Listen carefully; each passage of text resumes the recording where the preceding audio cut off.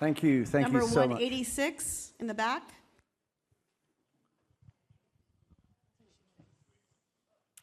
Hello. Hello, congratulations. It's Mark Williams from British Cinematographer. Mark, Yes. lovely to see you. Howdy again. You too, sir. And to pick up on our conversation of the other evening, where, Yes, where of you course. talked about taking this static art form of architecture and trying to convey the power and emotion of that to audiences with the fluid art form of cinema. Can you maybe elaborate on that here more about the techniques and the various techniques and film, the collaborations that you brought Sure. to translate that to audiences?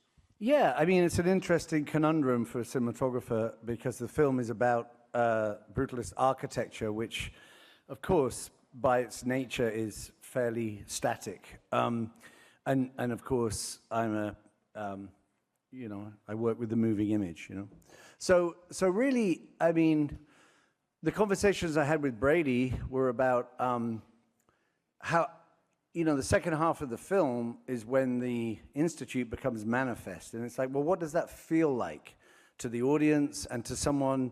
Had Laszlo Toth existed, had he built these incredible buildings in the brutalist architectural style, how would that have felt, So a lot of it was obviously about choice of focal length, was about height of camera, was about movement, was about speed of traveling through these spaces.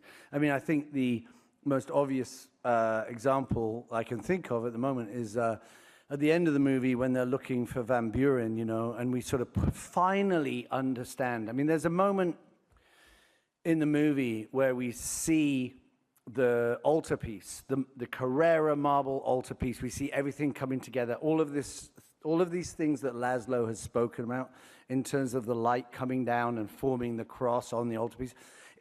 It wasn't originally.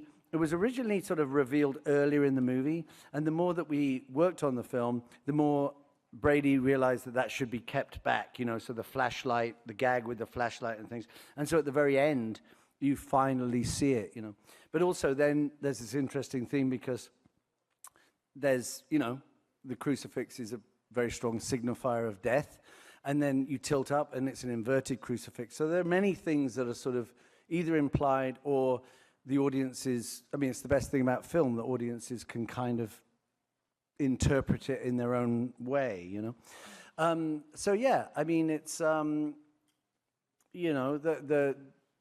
was really how we sort of discussed architecture, and Judy really ran with it, and for me, it was really about how do I interpret that.